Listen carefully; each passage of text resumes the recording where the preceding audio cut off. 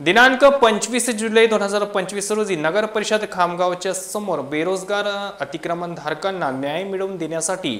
महाराष्ट्र नवनिर्माण सेनेचे खामगाव शहराध्यक्ष आनंद गायगुड यांच्या वतीने एक दिवसीय आंदोलन सुरू केले आहे। या आंदोलनाला खामगाव विधानसभा काँग्रेस कमिटी समन्वयक नानासाहेब पाटील यांच्या व शहर अध्यक्ष स्वप्नील ठाकरे पाटील यांच्या संमतीने खामगाव शहर काँग्रेसच्या वतीने आंदोलनाला पाठिंबा दिला व सर्व बेरोजगार अतिक्रमणधारकांना नको मुख्याधिकारी नगर परिषद खामगावच्या वतीने गैरकायदेशीररित्या राबवलेल्या अतिक्रमण मोहीममध्ये अतिक्रमणधारकांचे जे नुकसान झाले आहे त्या नुकसानीची भरपाई मिळावी व शक्य होईल तर अतिक्रमणधारकांना त्याच जागेवर व्यवसाय करण्याकरिता जागा द्यावी, तसेच फेरीवाल्यांकरिता व इतर बेरोजगार अतिक्रमणधारक दुकानदारांकरिता पर्यायी जागा उपलब्ध करून देण्यात यावी व ही जागा बुलढाणा येथील आमदार संजय गायकवाड यांच्या संकल्पनेतून बुलढाणा येथे बेरोजगार अतिक्रमणधारकांना कोणत्याही प्रकारचे डिपॉझिट न घेता नाममात्र 1000 रुपये दरमहा शुल्क आकारून बुलढाणा शहरातील मुख्य रस्त्याच्या कडेला दुकाने बांधून येण्यात आली आहेत। याच प्रकारे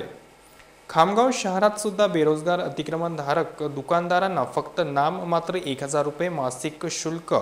आकारून दुकाने देण्यात यावी, ही मागणी सुद्धा या आंदोलनाच्या माध्यमातून खामगाव शहर काँग्रेस कमिटीच्या वतीने कार्याध्यक्ष किशोर आप्पा भोसले यांनी केली आहे। यावेळी किशोर आप्पा भोसले यांनी RN न्यूजला दिलेली प्रतिक्रिया। आज या ठिकाणी महाराष्ट्र नवनिर्माण सेनेच्या वतीनं आदरणीय आनंदभाऊ गायकवाड यांच्या नेतृत्वात खामगाव शहरात अतिक्रमणधारकांना त्यांच्या हक्काचं व्यवसायाकरता दालन मिळावं, त्यांना मुभा मिळावी, त्यांना जागा मिळावी याकरता आंदोलन सुरू केलेलं आहे। त्यांच्या आंदोलनाला पाठिंबा देण्याकरता भारतीय राष्ट्रीय काँग्रेस पक्षाच्या वतीनं खामगाव शहराच्या वतीनं स्वप्नीलदादा ठाकरे हे आदरणीय ज्ञानेश्वरदादा पाटील यांच्या संमतीनं या ठिकाणी मी खामगाव शहर कार्याध्यक्ष किशोरप्पा भोसले या आंदोलनाला पाठिंबा देत आहे। तात्काळ मुख्याधिकारी यांनी यांच्या आंदोलनाची दखल घ्यावी। ज्याप्रमाणे बुलढाण्यामध्ये आमदार संजय गायकवाड यांनी